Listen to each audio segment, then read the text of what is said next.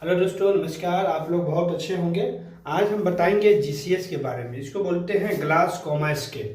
आप किसी भी हॉस्पिटल में जब जाते हैं तो ग्लास कोमा स्केल के बारे में पूछा जाता है। ये इंटरव्यू में अगर आप नर्सिंग का एग्जाम दे रहे हैं तो उसमें भी ग्लास कोमा स्केल के बारे में पूछा जाता है। जैसे ग्लास कोमा स्केल का जो मैक्सिमम वैल्यू होता है, स्कोर जो होता है, वो 15 होता है।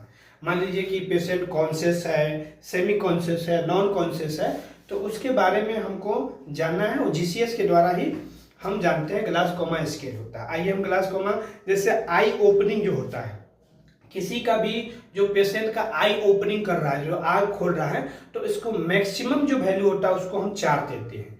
और मान लीजिए कि वर्बल रिस्पॉन्स के मतलब कि पेशेंट बहुत अच्छे से मतलब ये बोल पा रहा है, तो उसको हम 5 नंबर मतलब 5 स्कोर देते हैं। और जो मोटर रिस्पॉन्स होता है, मोटर रिस्पॉन्स मतलब कि पैर को छूते हैं, हाथों को छूते हैं, तो रिस्पॉन्स देता है मोटर, मतलब हाथ को खींचना, पैर को खींचना और टच करने से, तो स्कोर 6 नंबर हम देते हैं। तो ये तीनों को जब मिलाते हैं तो मैक्सिमम वैल्यू जो होता है हमारे पास वो 15 होता है, जो जीसीएस बोलते हैं, जिसको ग्लास कोमा स्केल बोलते हैं। ये कहीं ना कहीं एक मेडिकल टर्म में कहीं ना कहीं आपको कहीं ना कहीं काम देगा, जो जीसीएस के बारे में आपको जानना जरूरी है। हाँ, हालांकि सबसे ज़्यादा जो है नर्सिंग स्टाफ को ये जानना जरूरी है कि जब भी पेशेंट को इमरजेंसी में हम आईसीयू में देखते हैं तो इसका ग्लास कोमा स्केल हम करते हैं कि वो पेशेंट किस कंडीशन में है, सेमी कॉन्शियस है, कॉन्शियस है या अनकॉन्शियस है। इसके बारे में जानने के लिए हम जीसीएस का ही प्रयोग करते हैं।